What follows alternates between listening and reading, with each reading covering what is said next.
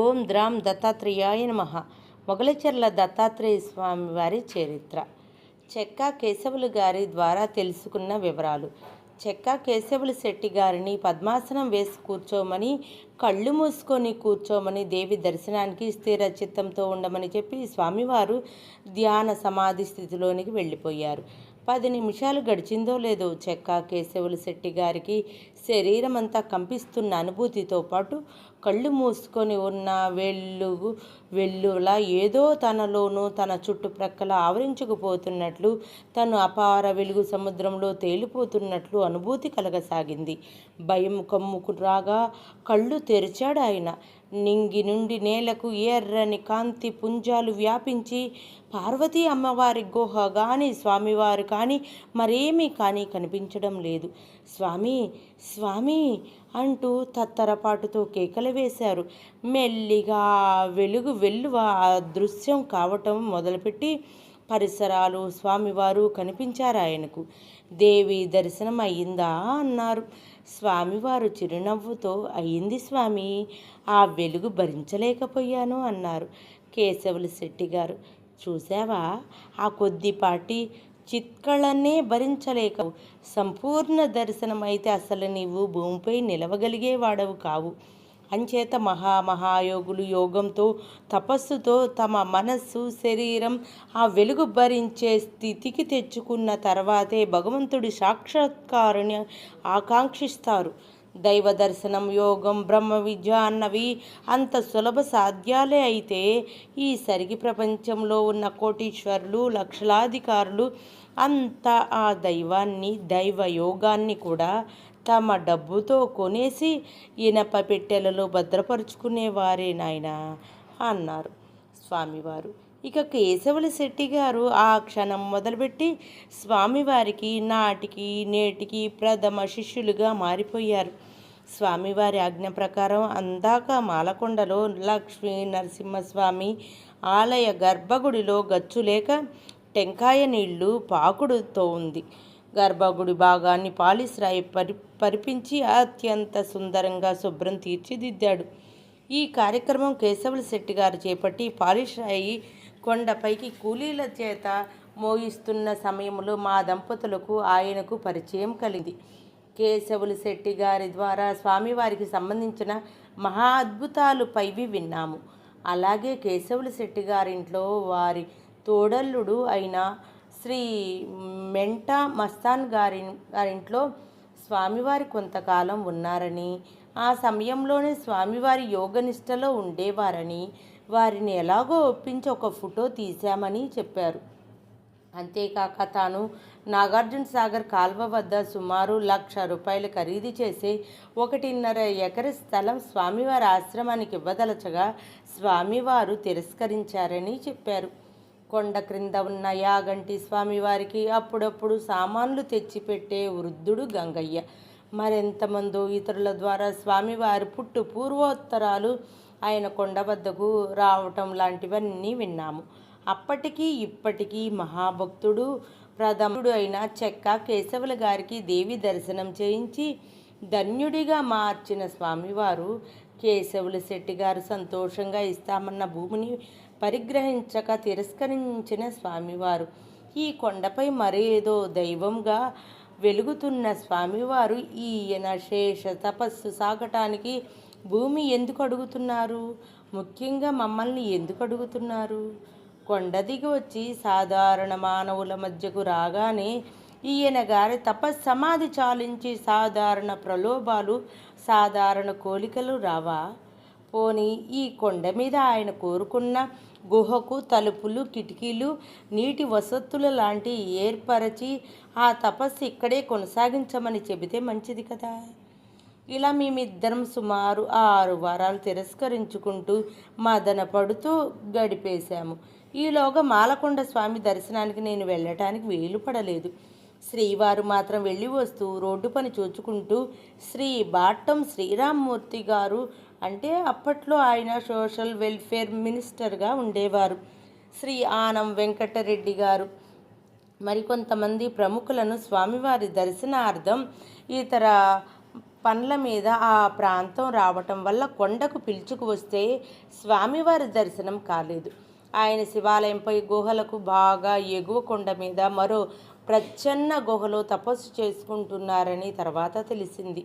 అదీగాక ఎందరో ప్రముఖులు మీ దర్శనార్థం వస్తే మీరు కనిపించలేదు స్వామి అని శ్రీవారు అంటే నన్ను ఇలా ప్రదర్శన వస్తువుగా పెట్టాలనుకుంటున్నారా? ఇక్కడ నేనున్నానని జనానికి తెలిసి వారం కాని వారాల్లో నన్ను చూడాలని వచ్చి నా దగ్గరగా డబ్బులు కానుకలు విసిరేస్తూ నా తపస్సుకు భంగం కలిగిస్తున్నారు జనం. శ్రీ మాల్యాద్రిలక్ష్మీ నరసింహస్వామి కొండ నియమావళికి విరుద్ధంగా జనం నా కోసం వారం కాని వారంలో రావటము నాకు బాధ కలిగిస్తున్నది. అంచేతనే నేను నా కొండ వదిలి నా శేష తపస్సుకు మరో ప్రదేశం ఎన్నుకోదలిచాను. అందుకే మిమ్మల్ని స్థలం అడిగాను. మీరు చెప్పినట్లు ఈ కొండ గుహకు తలుపులు కిటికీలు అమర్చినందువలన నా సమస్య తీరదు సరికదా, మరింత జటిలమవుతుంది అని చెప్పారట. శ్రీవారు నాతో ఈ విషయాన్ని చెప్పారు. ఇంటికి వచ్చిన సమయంలోనే ఒక అద్భుతం జరిగింది. హైదరాబాదులో డిగ్రీ చదువుకుంటున్న మా బావ అంటే శ్రీ పవని మనోహరరావు గారు, joint director survey and land recorder గారి కుమారి మా వద్దకు వచ్చి సెలవులకు ఆ అమ్మాయి మాలకొండ చూడటానికి స్వామివారిని దర్శించటానికి ఇష్టపడగా తన సహజ సమకాలీన సామాజిక ప్రభావం వలన ఈ దేవుళ్ళు స్వాములు అంతా ఏదో ఒక గారడి అని వాదించసాగింది. నేను మాత్రం పట్టుదలగా మాలకొండ స్వామివారిని కూడా ఈ అమ్మాయికి దర్శింప చేయాలనుకున్నాను. సరే, రేపు శనివారం ఉంటానిక్కడ, ఆ రోజు వెళదాం. మాలకొండ దేవుణ్ణి చూచి నేను నిజంగా అద్భుతపడితే ఆ దైవాన్ని నమ్ముతాను. అలాగే స్వామివారిని మధ్యాహ్నం 2 గంటల లోపల దర్శించుకోగలిగితే సరే. ఆ తర్వాత ఆయన కోసం నిరీక్షిస్తూ కూర్చోవటం నాకు ఇష్టం లేదు. ఎంచేతంటే నేను రాత్రికే నా బట్టలు సర్దుకొని రేపు ఉదయం బస్సులో వెళ్ళిపోవాలి అని అంది. ఈ పిల్లకు నమ్మకం కలిగించేదేలా అనుకున్నారు. సరే, అది నాకు కాదు, పరీక్ష ఆ స్వామికే అనుకున్నాను. తెల్లవారుజామున లేచి ఎప్పటిలా 10 మందికి సరిపడా పులిహోర, పొంగలి, పెరుగన్నము కారియర్ల నిండా తయారు చేశాను. జబ్బుతో ఎక్కువ తిరగలేని అత్తగారికి టిఫిను, భోజనం వగైరాల సర్ది పెట్టాను. ఆమెకు పని మనిషిని తోడుంచాను. ఇవన్నీ అయి బండికి ఎద్దులు కట్టి మేం బండి ఎక్కబోయే సమయానికి ఎక్కడి నుంచి వచ్చాయో మబ్బులు తెలియదు. కుండపోతగా వర్షం ప్రారంభమై మన్ను మిన్ను ఏకం చేస్తూ జడివాన కురవసాగింది. ఎక్కడ నీ మాలకొండ స్వామి, ఎప్పుడు స్వామివారి దర్శనం అంటూ ఆట పట్టిస్తుంది కుమారి. బండివాడు ఈ వర్షంలో ఎద్దులు కదలవు అంటూ బడి విప్పేసి ఎద్దుల్ని కొట్టంలో కట్టేశాడు. శ్రీవారు కూడా ఇక మనం వెళ్ళలేం ప్రభావతి అన్నారు. నేను హతాసురాలినయ్యాను. నా పంతం ఏమీ లేదు. దైవాన్ని చిన్న వయసులో ఈ పిల్ల చేత నమ్మించలేకపోతే ఈ అమ్మాయి జీవితంలో దైవం పట్ల విశ్వాసం కుదురుతుందా? స్వామీజీలను బాబాజీలను నమ్మటం నమ్మలేకపోవటం అన్నది వ్యక్తిగత వివరాలు, వారి వారి అనుభవాలు. కానీ దైవం అలా కాదే. దైవాన్ని నమ్మకపోవటం అంటే మనల్ని మనం మోసగించుకోవటమే. ఇలా తర్కిస్తూ నిస్సహాయంగా దేవుని గదిలోకి వెళ్ళి నా ఇష్ట దైవాన్ని ప్రార్థిస్తూ కూర్చున్నాను. కన్నీరు కాలువలైపోతున్నాయి.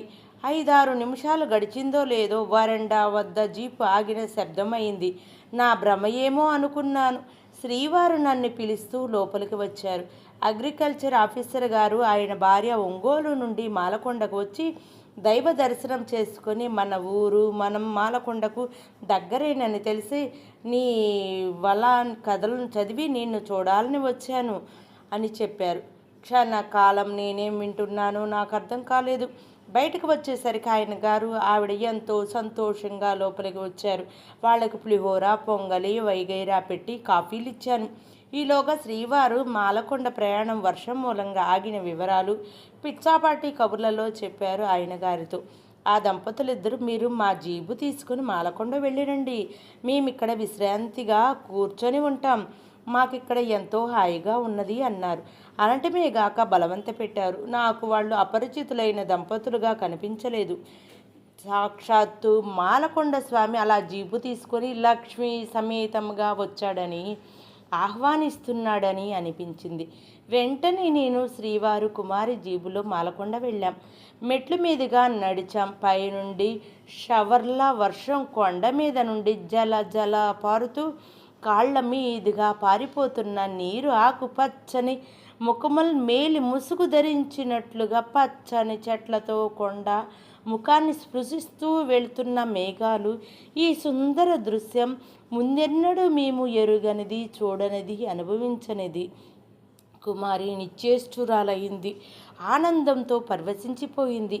నగర జీవితంలో ఆ పిల్ల ఏనాడు కని విని ఎరుగని మహా అద్భుతం చూస్తూ, చిన్నానా, పిన్నమ్మ, నిజంగా మీరు చెప్పిన దైవం ఉన్నాడు.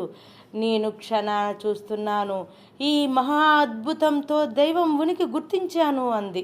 ఆనంద పార్వశ్యంతో లక్ష్మీ నరసింహస్వామిని దర్శించాను. కోటి వెన్నెలల వెలుగుల చిరునవ్వుతో ఆశీర్వదించాడు. అమ్మవారిని దర్శించాము. ముగ్గురం దిగి వస్తున్నాము. మరలా ఇక స్వామివారిని దర్శించాలి అంది కుమారి. ఇది అసాధ్యమమ్మా, ఆయన ఈ టైంలో దిగిరారు. ఆ పొయ్యి కొండ గుహల్లోకి ఈ వర్షంలో మనం వెళ్ళలేము. కొండబండలు రాళ్ళు జారుతున్నాయి అన్నారు శ్రీవారు.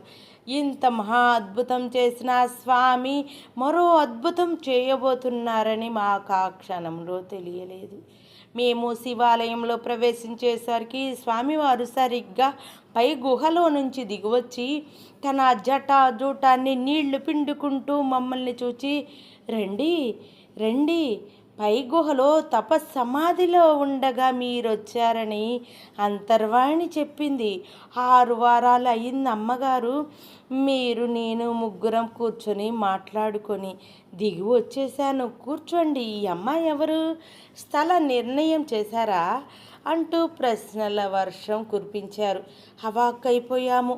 వర్షానికి తడిసి నీళ్లు కారుతున్న జటాజోటం గంగా అవతరణ సమయంలో ఈశ్వర జటాజోటంలా ఉంది. దిగంబరంగా ఉన్న అజానుబాహు శరీరం మీద వర్ష బిందువులు మెరుస్తూ సాక్షాత్తు పరమశివుడు గౌరంగాగుడు బోళాశంకరుడు ప్రత్యక్షమై కుశల ప్రశ్నలు వేస్తున్నట్లున్నది. ఈ అనుభూతి కుమారికి కలిగిన సాష్టాంగపడి మ్రొక్కింది స్వామివారికి. 1 గంట కూర్చున్న మాతో పాటు మేం పట్టుకు వెళ్ళిన పెరుగన్నం స్వామివారు తీసుకున్నారు కొద్దిగా. మరో వారం రండి, స్థిమితముగా మాట్లాడుకుందాం అన్నారు స్వామివారు. సెలవు తీసుకుని మరలా కొండ దిగి జీబులో వచ్చాము ఇంటికి. త్రోవ పొడుగుంతారి దైవ మహిమ గురించి ఎక్సైట్మెంట్తో మాట్లాడి చివరగా, చిన్నానా, పిన్నమ్మ, ఇక మీరెలా చెబితే అలా వింటాను. నా వివాహ విషయంలో అంది. అది మహా అద్భుతమైన దైవలీల అనుకున్నాం. ఇంటికి వచ్చే ఆఫీసర్ గారిని ఆమెను సగౌరవంగా పంపాము. ఓం ద్రాం దత్తాత్రేయాయ నమః.